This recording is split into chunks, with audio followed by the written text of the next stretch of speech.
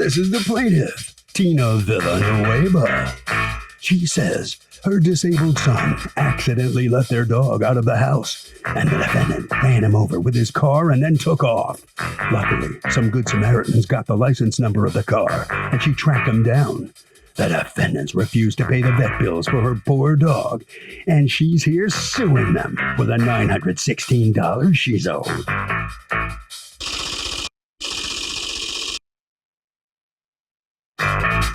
These are the defendants Policarpio and Lisa Ocean.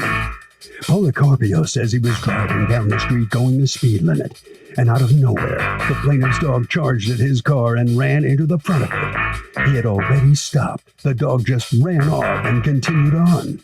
Bottom line, the plaintiff's unleashed dog hit him, and somehow he's liable. They're accused of hitting and leaving a dog in the street.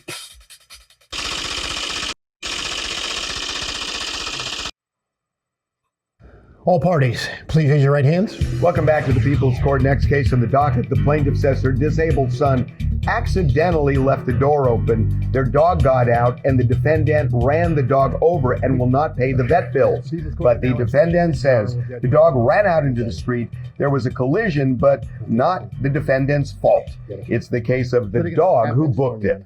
Thank you, Doug. You're welcome. All right, Ms. Villanueva, you are suing for lost wages and vet bills because the defendant's car and or the defendant driving it hit your dog. Tell me what happened.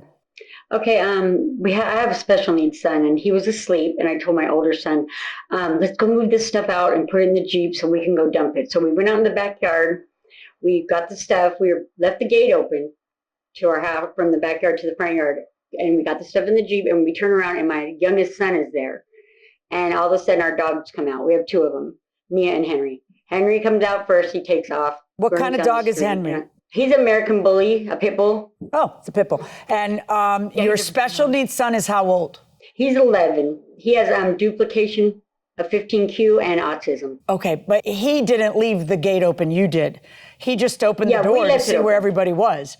And then the dog got out. Right, he was sleeping. But the dog would have been inside of an enclosed gate, right? From the 11-year-old's perspective, it's you and your older son who left the gate open thinking that there's no such thing as an 11-year-old to wake up in the middle of the day, right? That would be a more fair way to say all this.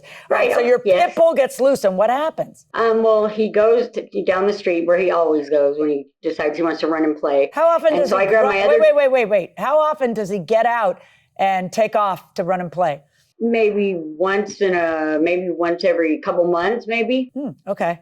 All right. You know, because we don't let him out. We live on a really busy street, so we walk him. So it's a really busy street, but your dog gets out once a month with against the law with no somebody's telling you that it's not going well. Somebody in that room just said, "Mom," or whatever. All right. Yeah. Because your dog's not supposed to get out at all, right? Your dog's not supposed to be escaping, much less once a month. Nope. And if there's a problem, we're outside when he comes out. We're right there. It's not like he goes out by himself and runs the streets and hangs out. We're always right there. Well, where did he run to that he always runs to, that he gets out once a month? Because I hope you don't just walk him once a month. So let's No, we walk him 3 times a day. Yeah, okay, all right. So the dog runs to where? How far away? Maybe a house down. It's where his friend lives, my son's friend, and they've been down there and hung out. Okay. You know, so he knows. And then what happens? And then from there, I turn around. He's down there. I tell my son, go get the dog. And now your older son is how old? 17. And I don't know anything from there. I was in the house. Okay. My son went after the dog. Is your son here to testify to what happened? He's the one who was doing the motioning. Yeah, I figured. Go ahead. So why don't you let him tell us the rest of the story? Go ahead, son. Hello, Judge Emilio. Hi. So your mom tells you to get the dog, and what happens? So he goes down to the house, sniffs at the gate, and scratching on the door. And then I go up behind him, and then he sees me. So he runs to our other neighbor's house. And then he, looking in the gate, looking for the other dog or whatever. And then he sees me again, and he thinks I'm trying to play. I tell him, come here. And then he goes off. And then he goes into the little gutter area to sniff, a dead animal. He's sniffing something. And then he sees me again, and then he runs in the street. and then I see from about like a couple houses or like a block away, the car coming this way, and then I told him to stop. And the first Told time who he to listened stop? to me, The dog or the car? the dog. I told the dog to stop, Henry. And the first time he listens to me, he stopped in the street, and I was telling him to come here, and then he just hit the dog. So you told Henry to stop, and then Henry stops, and then Henry gets hit because he's in the middle of the street when he stops? Yes. Okay. And the fellow who hit your dog is the defendant? He was driving the car? Yes. And the defendant was driving the car in the street where cars go, right? Yes. Was he speeding or anything? No, he was going the speed limit. He just didn't stop. He didn't stop. He just Does hit it the dog, occur to and you then that maybe he stopped. didn't see your dog? Because he doesn't expect a dog to come running out of a house? Well, yeah, but he is a pretty big dog, and I assumed that he would see him because All he's right, a so pit bull. if he He's saw, a big do you dog. think that Mr. Ocean saw him and said, ooh, 10 points for a pit bull, and tries to hit him? Or do you think that it was an accident that happened because your dog escaped? All right, you chew it on wouldn't that catch and me put your off. mother back on a second, and let me hear from you. Mr. Ocean, what happened? Okay, I'm doing like the 35 miles per hour in the street. That's very slow. It's busy street. I saw a dog that with a guy. With a The leash. guy. The guy is like a sit down for a while, and then the dog take off running with me toward to me in the middle of the street. And then I already stopped. I know he's coming. He stopped and is still running toward to me.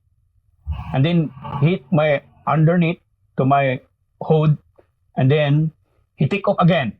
He crossed the street again, and then he stopped on the other side on the street. That's it. What happened? I stopped in there. So, waiting for what's going on. what you're saying is you saw the dog, you stopped, and the dog was running towards you and hit the car? Yes, that's what happened.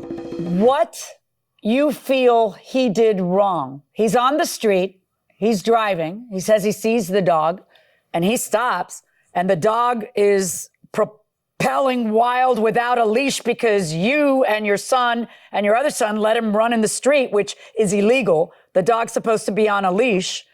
It's always particularly worrisome to me when it's a pit bull, because it's always a pit bull, because they can be more dangerous when their owners let them rove free. But it doesn't matter to me if it's a pit bull or a poodle. I don't care what it is. The dog is loose without a leash, which is against the law. He is driving on a street, which is exactly what streets are for. What did he do wrong that he would have to pay for the vet? Okay. I wasn't out there when he got hit. I know he was not running. He was stopped in the middle of the street. He said he saw the dog. The dog did not charge anyone. He was waiting for my son. So do you think that he tried to hit the dog? He said, "Oh, let me hit a but dog." I don't think he. All right. He So came let's from over assume the if you don't bridge. feel it was on purpose, then it was an accident. Of course not. Right. So Right. when an accident happens, you have to look at the two sides. One side is him. There's an accident because the dog runs into the street. What negligence did he have? The other side is you. Okay? You have a dog and the dog got loose. But why didn't he stop when he knew he hit the dog? Why didn't he stop? There's Because we only were two right there. possibilities. He tried to stop and didn't, or he tried to hit your dog. You admit No, that he it's stopped there and he preposterous sat in to the car for me. suggest that He he tried to stopped. hit your dog. So if No, an I'm not saying accident that. happens out there because your dog is loose, how is that his fault? Because he knew the dog was there. He said he did. He said that he saw the dog and that the dog was sitting there and that he hit the dog, basically. Okay, He so didn't do you stop. think And he when hit the did dog on he landed purpose? on top of my dog. Do you think he hit the dog on Pictures purpose? where- No, well, I don't know if he did. I'm not him. Can't speak. Well, do you have to him. any I'm not evidence saying that he hit did. the dog because he wanted to hurt your dog? Well, I don't know him. He didn't stop and talk to us. We were right there. We were Okay. saying, you're on our dog. All right, Ms. you're on our dog." Villanueva, He I'm going to stopped. drag us all back to planet reality, okay? The bottom line is that this is an accident. It is not his fault, okay? It is actually your fault. And you have to pay your own dog's vet bills and should be more careful with your dog, I disagree. especially I the am dog careful that with my gets dog. loose once a month, okay? Verdict We are for the careful with our defendant. dog, ma'am. Thank you. We are careful. That's So the judge has just found in favor of the defendant, and the plaintiff got very angry and has left the courtroom, so to speak. Mr. Policarpio, let me ask you a quick question here. How do you feel about the outcome of the case? I feel good. Yeah, I feel good. That's okay. And to repeat again, you saw the dog at one point. Repeat what happened very quickly. Yeah, I saw the dog running toward to me, and it hit my under. After they hit the underneath, and then the dog take off. That's what you said in the trial. So run obviously away. the judge has sided with you. It's her problem because the dog was loose. Doug, even if the defendant struck the dog, they wouldn't be responsible unless they saw the dog in advance and had enough warning to slam on the brakes and, for whatever reason, failed to do so.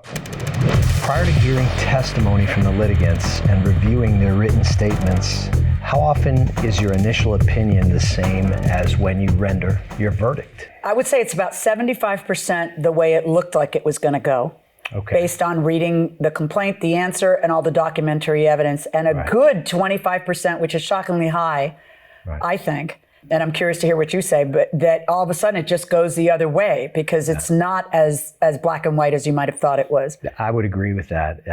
For me, it might even be higher, as you said. Really? Because when you're sitting in your chambers before you go out on the bench and you're reading a complaint and an answer and maybe a reply to the answer, you're looking through it and you have this tendency to, based on your own lived experiences and your own training and knowledge, taking these factual scenarios and creating heroes and villains. Right.